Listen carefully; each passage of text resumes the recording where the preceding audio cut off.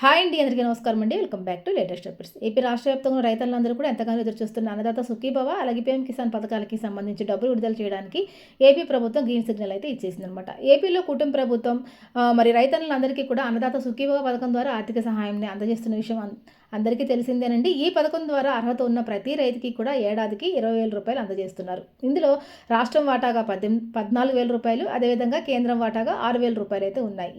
ఈ మొత్తాన్ని కూడా ఒకేసారి కాకుండా విడుదల వారీగా అందజేస్తోంది ఏపీలో కూటమి ప్రభుత్వం.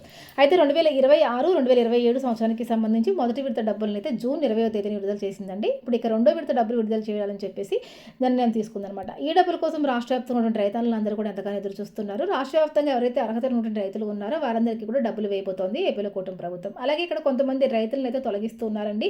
అర్హత లేనటువంటి రైతులను ఇక్కడ తొలగించి అలాగే రాష్ట్ర వ్యాప్తంగా ఉన్నటువంటి కౌలు రైతులందరికీ కూడా కూటమి ప్రభుత్వం ఈ అన్నదాత సుఖీభావ పథకంలోకి యాడ్ చేయాలని చెప్పేసి నిర్ణయం తీసుకుందనమాట. రాష్ట్ర వ్యాప్తంగా ఉన్న కౌలు రైతులందరికీ కూడా అన్నదాత సుఖీభావ పథకం ద్వారా కూటమి ప్రభుత్వం 20,000 రూపాయలు అందజేయాలని చెప్పేసి నిర్ణయం తీసుకుంది. అన్నదాత సుఖీభావ పథకం కింద 20,000 రూపాయలు ఇప్పటి వరకు కౌలు రైతులకు అందజేయలేదండి. అదేవిధంగా భూమి ఉన్న రైతులకి మాత్రమే ఈ యొక్క అన్నదాత సుఖీభావ పథకం డబ్బులు అయితే అందజేస్తూ వస్తుంది ఏపీలో కూటమి ప్రభుత్వం. మరి ఇప్పుడు తాజాగా కౌలు రైతులకు కూడా యొక్క అన్నదాత సుఖీభావ పథకం ద్వారా యొక్క 20,000 రూపాయలు జమ చేయాలి అని చెప్పేసి నిర్ణయం తీసుకుంది.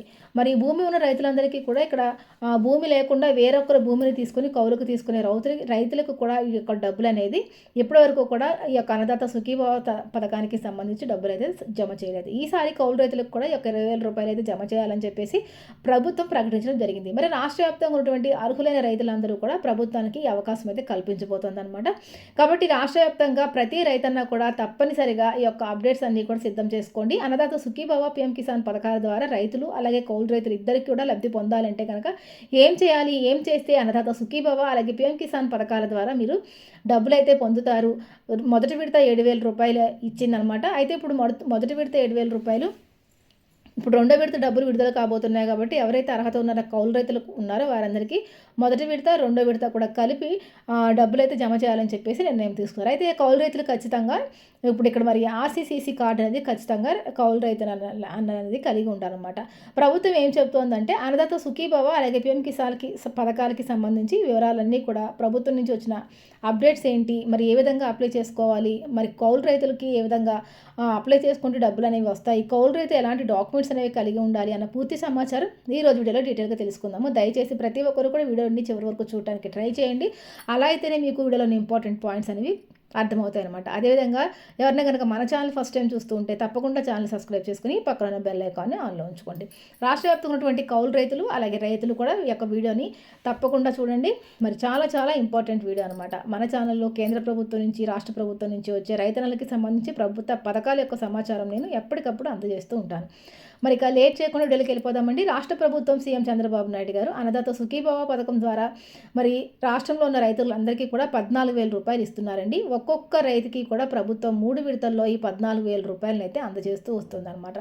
మొదటి విడతలో 5,000, రెండో విడతలో 5,000, మూడో విడతలో 4,000 రూపాయలు, ఇలాగ 3 విడతల్లో రాష్ట్ర ప్రభుత్వం అయితే డబ్బులను అయితే అందజేస్తుంది. దీంతో పాటుగా కేంద్ర ప్రభుత్వం కూడా అన్నదాత సుఖీభవ పీఎం కిసాన్ పథకాలకి సంబంధించి డబ్బులు 6,000 రూపాయలని 3 విడతల్లో అందజేస్తూ వస్తుంది. ఇప్పటి వరకు కూడా 23 విడతల్లో ఈ యొక్క డబ్బుల్ని రిలీజ్ చేసింది కేంద్ర ప్రభుత్వం. ఇప్పుడు 24వ విడత 2,000 రూపాయలు రిలీజ్ చేయడానికి సిద్ధంగా ఉందన్నమాట.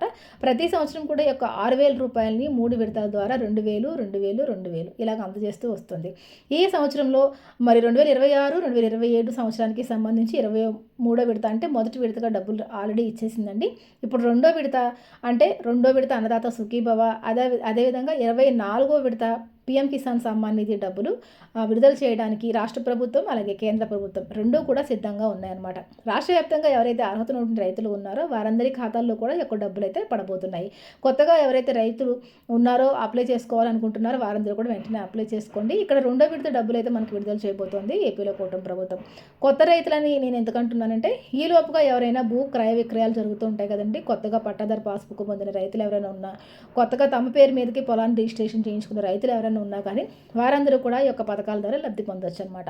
మీరు ఈ పథకాల ద్వారా ప్రభుత్వం అందించే ఈ ఆర్థిక సహాయం అందాలి అంటే కనుక ఖచ్చితంగా మీరు యొక్క పథకాలకి అప్లై చేసుకోవాల్సి ఉంటుంది. కొత్తగా అప్లై చేసుకోవాలి అనుకున్న రైతులు ఒకసారి మీ రైతు భరోసా కేంద్రాల్లోని వ్యవసాయ సహాయకులను కలిసి అక్కడ మీకు ఈ యొక్క అన్నదాత సుఖీభవ అలాగే పీఎం కిసాన్ పథకాలకి సంబంధించి దరఖాస్తులు అనేవి ఉంటాయన్నమాట. ఆ దరఖాస్తు ఫామ్స్ అనేవి మీరు ఫిల్ చేసి మీరు అప్లై చేసుకోవాల్సి ఉంటుంది. మీరు ఇక్కడ మరి పీఎం కిసాన్కి సంబంధించి సపరేట్గా, అన్నదాత సుఖీభవ పథకానికి సంబంధించి సపరేట్గా అప్లై చేసుకోవాల్సి ఉంటుందండి. ఇప్పటికే పట్టాదారు పాస్ పుస్తకం పొందిన కొత్త రైతులు ఎవరైతే ఉన్నారో వారందరూ కూడా ఒక పథకాలకైతే వెంటనే అప్లై చేసుకోండి. మీరు మీ ఎక్కడికి వెళ్ళవలసిన అవసరం లేదు. మీ గ్రామాల్లో ఉన్న రైతు భరోసా కేంద్రాల వద్దకు వెళ్ళండి. అక్కడ మీకు వ్యవసాయానికి సంబంధించి సహాయకులు అనేది మీకు సిద్ధంగా ఉంటారు మీకు సహాయం చేయడానికి. అక్కడ వారిని మీరు వివరాలు కనుక్కొని అన్నదాత సుఖీభవ పథకానికి అప్లై చేయండి. అదేవిధంగా పీఎం కిసాన్ పథకానికి కూడా దరఖాస్తు చేసుకున్న తర్వాత మీరు అర్హులా కాదా అని చెప్పేసి అక్కడ చెక్ చేసుకోవాల్సి ఉంటుంది. ఎందుకంటే ఇక్కడ కొన్ని అనర్హతల కారణంగా ప్రభుత్వం అయితే కొంతమంది రైతులను అయితే తొలగిస్తూ ఉంది. ఏంటి అర్హతలు అనేది ఒకసారి మనం చూసుకుంటే, ముఖ్యంగా ఎవరైతే మనకు ఒక రేషన్ కార్డుకి సంబంధించి ఒక రైతుకి మాత్రమే యొక్క డబ్బులను అయితే ఇవ్వడం అయితే జరుగుతుంది. రేషన్ కార్డులు ఇద్దరు రైతులు కనుక ఉంటే అందులో ఒకరి పేరునైతే తొలగించడం అయితే జరుగుతుందండి. ముఖ్యంగా ఇంకా రెండోదిగా చూసుకుంటే, ఎవరైతే ఇన్కమ్ ట్యాక్స్ కడుతూ ఉన్నారో వారి పేరు కూడా తొలగిస్తున్నారు. ఇంకా ఎవరైనా రైతులు ప్రభుత్వ ఉద్యోగం కానీ, ఇతర రాజకీయ నాయకులకు కానీ, లేదా ఇతర ప్రభుత్వ అనుబంధాలకి సంబంధించినటువంటి వృత్తులు ఎవరైనా ఉంటే కనుక వారి పేరును కూడా తొలగించడం అయితే జరుగుతుంది. దీంతో పాటుగా మరి 4 చక్రాల వాహనం అంటే భారీ వాహనాలు కలిగి ఉన్నా కానీ యొక్క పథకానికి తొలగించడం జరుగుతుంది. అంటే మీకు దీనికి సంబంధించి ట్రాక్టర్ అలాంటిది మినహాయింపు అయితే ఉంటుందన్నమాట.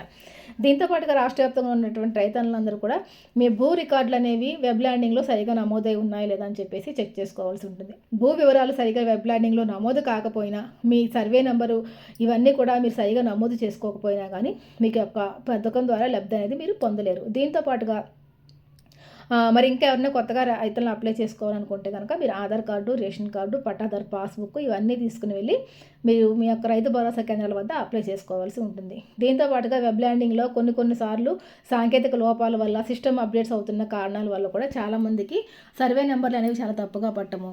దీంతో పాటుగా మరి పట్టాదారు పాస్బుక్కి మీరు ఆధార్ కార్డు కూడా లింక్ చేయాల్సి ఉంటుందండి. ఆధార్ నెంబర్ సరిగా ఎంటర్ చేయకపోవడం, ఇలాంటి సాంకేతిక కారణాల వల్ల, సాంకేతిక లోపాల వల్ల అన్ని రకాల అర్హతలు ఉండి కూడా ఎవరికి కూడా చాలామంది రైతన్నులు అయితే అనర్హత అయితే వచ్చిందనమాట. కాబట్టి తప్పనిసరిగా మీరు మీ యొక్క బ్యాంక్ అకౌంట్లు, అదేవిధంగా మీ యొక్క పొలానికి సంబంధించిన డాక్యుమెంట్స్ వివరాలన్నీ కూడా సరిగా నమోదై ఉన్నాయా లేదా అని చెప్పి రైతు భరోసా కేంద్రాల వద్దకు వెళ్ళి ఒకసారి మీరు చెక్ చేసుకోవాల్సి ఉంటుంది.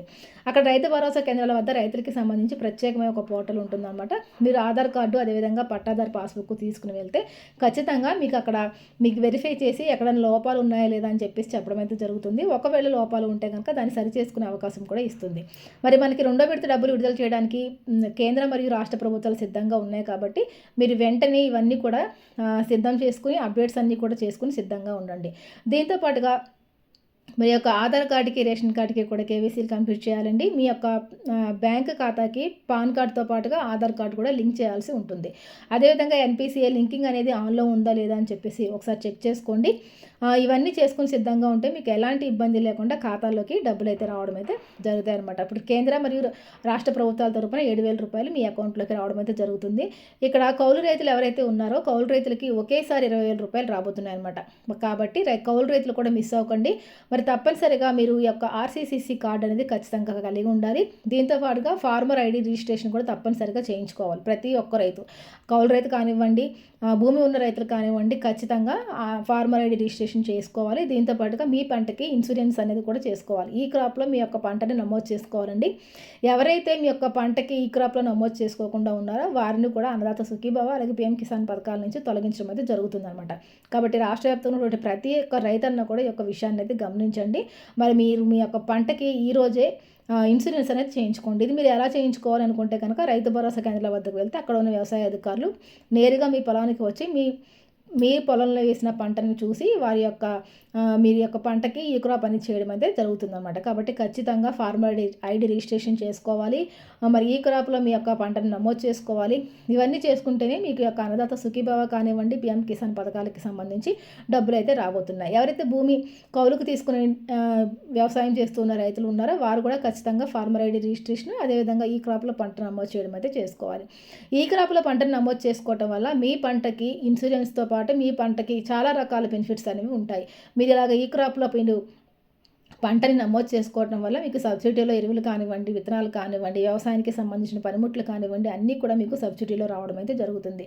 అదేవిధంగా మీరు పండించిన పంటకి ఎలాంటి నష్టము లేకుండా మరి మార్కెట్ ధరకే ప్రభుత్వం నేరుగా కొనుగోలు చేయడం కూడా జరుగుతుందండి. ఇవన్నీ కూడా మీకు అవ్వాలి అంటే కనుక ఖచ్చితంగా మీరు ఫార్మర్ ఐడి రిజిస్ట్రేషన్‌తో పాటు మీరు ఈ క్రాప్‌లో మీ యొక్క పంటను అనేది నమోదు చేయించుకోవాలన్నమాట. కాబట్టి చాలామంది రైతులకి అవగాహన లేక ఇలాంటి కనీస అప్డేట్స్ కూడా చేసుకోలేకపోతున్నారండి. తర్వాత మరి ప్రకృతి వైపరీత్యాల వల్ల కానివ్వండి, పంటకి సరైన దిగుబడి, సరైన మద్దతు ధర రాకపోవడం వల్ల చాలామంది రైతన్నలైతే అప్పుల పాలవుతున్నారండి. ఇలా అప్పుల పాలు కాకుండా ఉండాలంటే ప్రభుత్వం చాలా రకాల బెనిఫిట్స్ అనేవి రైతన్నలకి అందజేస్తూ వస్తుంది. కాబట్టి తప్పనిసరిగా ప్రతి ఒక్క బెనిఫిట్‌ని ప్రతి రైతన్న కూడా వినియోగించుకొని రైతులు వ్యవసాయంతో ఎంతో ప్రోత్సాహంగా, వ్యవసాయాన్ని ఎంతో ఉత్సాహంగా చేస్తూ ముందుకు వెళ్ళాలని చెప్పేసి ప్రభుత్వం అనేక రకాలుగా ఆదుకుంటూ ఉంటుంది. తప్పనిసరిగా ఇవన్నీ మీరు తెలుసుకోండి. మన ఛానల్‌ని మీరు ఎప్పటికప్పుడు ఫాలో అవుతూ ఉండటం వల్ల మీకు చక్కగా ఇలాంటి అప్డేట్స్ అన్నీ కూడా ఎప్పటికప్పుడు నేను అందజేస్తూ ఉంటాననమాట. కాబట్టి ప్రతి రైతు కూడా ఒక విషయాన్ని గమనించండి. మరొక ముఖ్యమైన విషయం ఏంటంటే ఈ క్రాప్‌లో మీరు పంటను నమోదు చేసుకోవడం వల్ల మీ యొక్క పంటకి వర్షాలు పడక కరువు వచ్చినప్పుడు కానివ్వండి, పంటలకి లేకపోతే ప్రకృతి వైపరీత్యాల వల్ల వరదలు కానివ్వండి, లేకపోతే సరిగ్గా పంటలు పండనప్పుడు మరి మీ యొక్క పంటకి నష్టపరిహారం ఎకరాకి 10,000 నుంచి 50,000 రూపాయల వరకు నష్టపరిహారం అందజేస్తుంది ప్రభుత్వం. కాబట్టి కేంద్ర మరియు రాష్ట్ర ప్రభుత్వాలు రైతులకు అన్ని రకాలుగా ఆదుకోవాలని చెప్పేసి ఎన్నో రకాల పథకాలను, ఎన్నో రకాల సబ్సిడీ రూపంలో చాలా రకాల మేలు చేసే విధంగా ఉన్నాయి. కాబట్టి ప్రతి ఒక్క అవకాశాన్ని ప్రతి రైతు కూడా వినియోగించుకోవాలి అని చెప్పేసి ప్రభుత్వం అయితే కోరుకుంటుంది. కాబట్టి ప్రతి రైతు కూడా ఈ యొక్క విషయాన్ని అయితే గమనించండి. మరి మనకి ఆగస్టు 31 తర్వాత ఈ యొక్క అన్నదాత సుఖీభవ అలాగే పీఎం కిసాన్ పథకాలకి సంబంధించి డబ్బులైతే జమ కాబోతున్నాయి. రాష్ట్ర వ్యాప్తంగా ప్రతి రైతు కూడా ఈ యొక్క విషయాన్ని గమనించండి. మరొక మంచి మళ్ళీ కలుసుకుందాం. అంతవరకు సెలవు. నమస్తే.